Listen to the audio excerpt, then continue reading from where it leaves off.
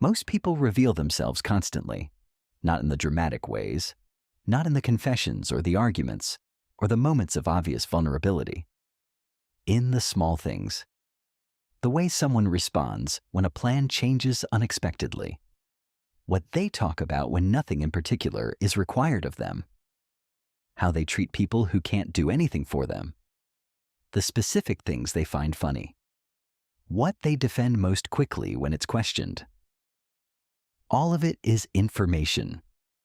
All of it is being broadcast continuously by every person you interact with. The difference between people who seem to have an uncanny ability to understand others and people who feel perpetually surprised by how someone turned out to be is not intelligence. It's not intuition in some mystical sense. It's attention. Specifically, knowing what to pay attention to and why it means what it means. Most of us were never taught this. We were taught to listen to what people say.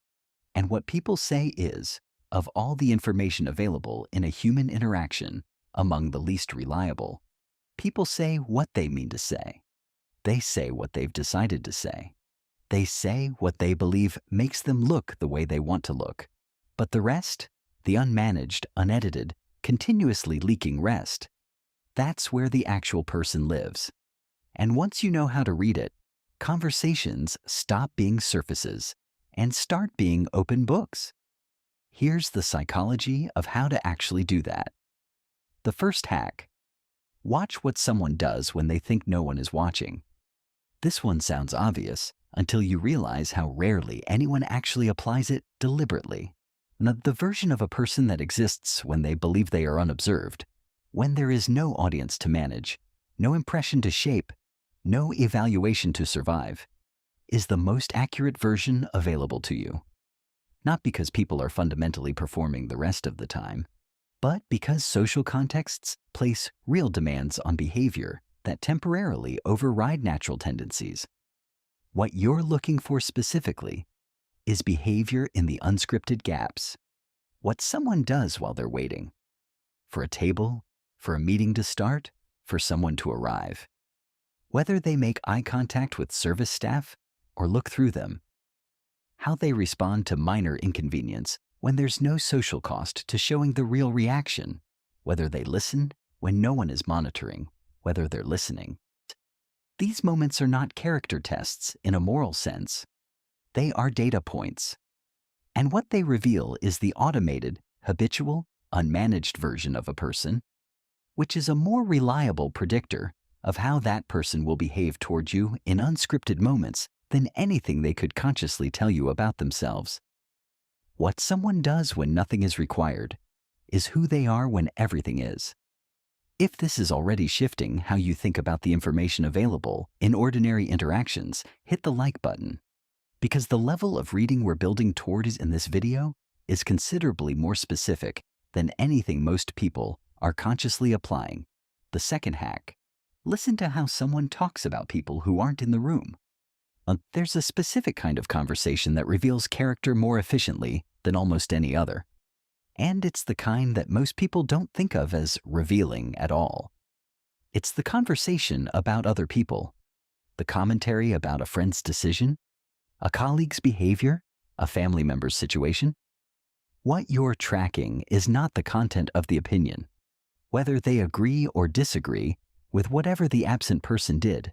You're tracking the quality of the interpretation. Does this person default to assuming the best explanation for someone else's behavior, or the worst? When something is ambiguous, do they extend generosity or reach for criticism? Is the commentary about understanding what happened, or about positioning themselves favorably in relation to it? Psychologists call the automatic tendency to explain other people's behavior dispositional attribution, the habit of attributing what people do to who they are rather than to the circumstances they're in. People who do this heavily tend to judge quickly, hold grudges longer, and struggle to extend understanding in relationships under pressure. People who can hold the more complex explanation, who can say this is what they did, and also this might be why without needing to collapse one into the other, tend to be more reliable, more honest, and more capable of navigating difficulty in relationships without it becoming catastrophic. The way someone talks about people who aren't there is the most honest preview available of how they will eventually talk about you. The third hack: notice what someone brags about and what they're defensive about. Both of these are maps to the same territory, the specific areas of a person's self-concept that feel most fragile. And fragile self-concept in any given area reliably predicts the behavioral patterns that will eventually affect the people around them. Bragging, the unprompted, slightly too insistent version of sharing an accomplishment or quality, is almost always a signal that the thing being bragged about is something the person is privately uncertain of. The areas of genuine confidence rarely need to be announced. They show up in behavior without commentary. What gets announced repeatedly and with a little too much emphasis tends to be the thing the person most needs you to validate because they haven't fully validated it themselves. And defensiveness works the same way from the other direction. When someone responds to a mild observation, a gentle question, or a piece of ordinary feedback with a reaction that is disproportionate to the input, shutdown, counterattack, immediate deflection, the disproportion is the data. The specific topic that produces that reaction is the area where the self-concept is most exposed, most raw, most dependent on external management to remain intact. Neither of these is a flaw to be judged. They are patterns to be understood. Knowing where someone's self-concept is fragile tells you where to be careful, where not to push, and, critically, where the behavior that will eventually be hardest to be around is most likely to come from. Save this video, because the hacks we're building toward in the second half are where this shifts from interesting to genuinely useful. The specific reads that change how you navigate relationships, conversations, and situations in real time. This is worth coming back to. The fourth hack: pay attention to what someone finds funny. Humor is one of the least examined and most revealing windows into someone's actual worldview. Not because you can diagnose a person by their taste in comedy, but because humor is one of the few social behaviors that consistently bypasses the impression management system. When something genuinely strikes someone as funny, the involuntary laugh, the unguarded moment of delight, it reveals something about the specific pattern of thought that person finds satisfying. Less humor that relies on someone else's pain or humiliation, as the punchline tells you something about how that person relates to vulnerability in others, and probably in themselves. Humor that finds the absurdity in systems, situations, and shared human experience tells you something different. The capacity to laugh at oneself, not self-deprecatingly, not as a performance of humility, but with genuine lightness, is one of the most reliable markers of psychological security available in casual social observation. What matters most is not whether you share someone's sense of humor. It's what that humor is built on, what it requires to work, who or what needs to be diminished for the joke to land. That tells you something about what this person sees as acceptable collateral, and what they'll eventually be willing to use for a laugh when the relationship is comfortable enough that they've stopped managing their impression. This is what most content about reading people never reaches: the level at which the ordinary, unremarkable moments of social interaction are carrying more information than the dramatic ones. Subscribing to this channel is how you keep going deeper into that level rather than staying at the surface of it. The fifth hack: watch how someone handles being wrong. This is perhaps the single most predictive behavioral signal available in early interactions, and one of the easiest to observe if you're looking for it deliberately. At some point in almost every relationship, professional, personal, or romantic, a moment arrives where someone is clearly wrong about something, a fact, an interpretation, an assumption. It doesn't need to be significant. In some ways, the smaller the better, because small wrongness carries no real stakes, which means the response to it is almost entirely habitual rather than calculated. Some people, when they're wrong, absorb the correction cleanly. They update. They say so. They move on without it costing them anything visible.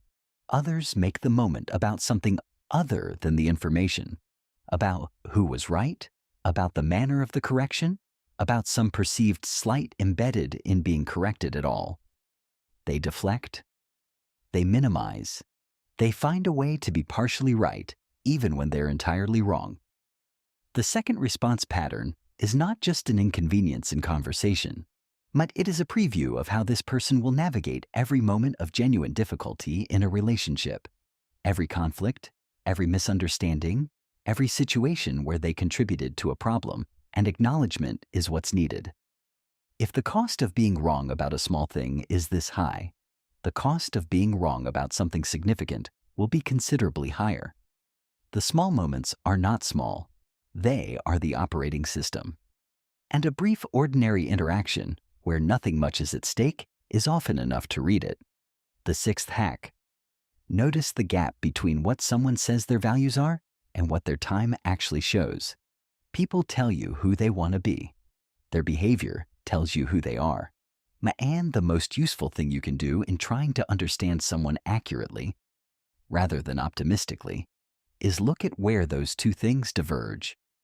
Everyone has a stated self, the values they articulate, the priorities they name, the kind of person they present themselves as being, and almost everyone has a behavioral self that differs from the stated one in specific and revealing ways, not because they're dishonest in a calculated sense, because stated values are aspirational and behavior is habitual. And habits, not aspirations, predict what someone will do when things are difficult, when competing demands appear, when the cost of living up to the stated value becomes real. The red here is simple and requires no analysis. Where does this person's time actually go? Now, what do they consistently prioritize when prioritization is required? What gets protected and what gets sacrificed when there isn't room for both? The answers to those questions, observable, behavioral, requiring no self-report, are the most accurate picture of what someone genuinely values that you will ever have access to. Here is the insight worth carrying past everything else in this video. Reading people accurately is not about suspicion. It is not about looking for reasons to trust people less or interpret behavior uncharitably. The entire point of developing this skill, the real reason it matters, is that it allows you to meet people where they actually are, rather than where you hope they are. And that honesty, that accuracy, is the foundation of every relationship that actually works. You cannot connect genuinely with a version of someone you've invented. You can only connect with who they actually are. And seeing that clearly is not a threat to intimacy. It is the only real basis for it. The psychology underneath why we misread people, why we see what we want to see, discount what contradicts it, and then feel blindsided when reality eventually corrects us, goes deeper than one video can fully address. There is a video on this channel that gets into exactly those patterns. The specific cognitive biases that systematically distort how we see people we're emotionally invested in and what it actually takes to correct for them. That is the next layer of this conversation. If today gave you the tools for reading people accurately, that video gives you the tools for reading yourself. Reading people, which is where the real skill lives. If any of what we covered today is landing in the context of a specific relationship, someone you've been trying to understand, someone whose behavior has been confusing or concerning, please take that seriously. And if it feels significant, speaking to someone you trust or a professional is always worth considering. Drop a comment with the hack that reframed something you already noticed but didn't know how to interpret. The specific signal you were receiving about someone that now makes a different kind of sense. Those responses tell everyone watching that the information was always there. The framework for reading it was what was missing. Don't forget to subscribe, and as always, thanks for watching.